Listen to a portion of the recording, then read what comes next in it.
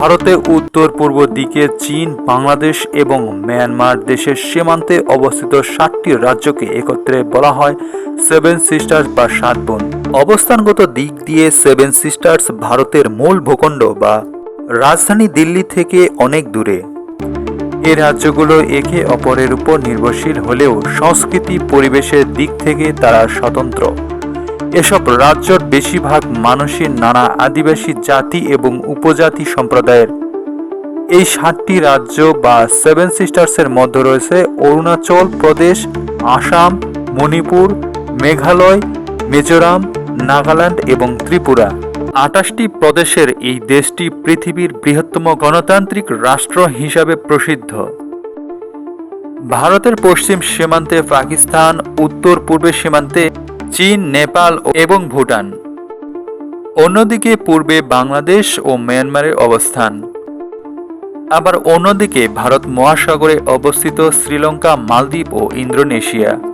ভারতের অংশে অবস্থিত চিকেন নেক হল একটি সংকীর্ণ ভূখণ্ড যা ভারতীয় উপমহাদেশের উত্তর পূর্বাঞ্চলকে ভারতের মূল ভূখণ্ডের সাথে সংযোগ স্থাপন করেছে। এটি ভৌগোলিকভাবে সংকীর্ণ করিডোর যা প্রায় 22 কিলোমিটার চওড়া। এই অঞ্চলটি ভারতের সেভেন সিস্টার্স এবং অন্যান্য অংশের মধ্যে সংযোগ স্থাপন করেছে। ভারতের শিলিগুড়ি করিডোর চিকেন নেক বা মুরগির ঘাড় হিসাবে পরিচিত। ভৌগোলিক দিক থেকে শিলিগুড়ি করিডোর ভারতের পশ্চিমবঙ্গ প্রদেশে অবস্থিত।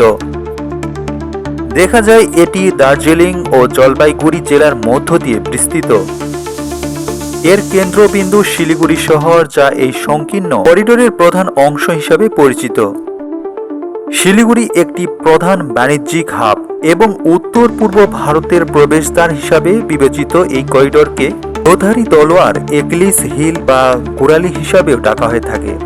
এই করিডোরটির দৈর্ঘ্য 60 কিলোমিটার, এর প্রস্থ 22 কিলোমিটার।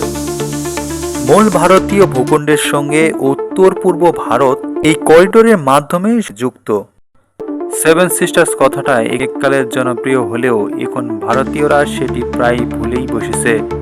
অথচ ভারতে সেভেন সিস্টার্স কথাটা ইদানিং প্রায় অপ্রচলিত হলেও বাংলাদেশে এটি এ নামে ব্যাপক প্রচলিত।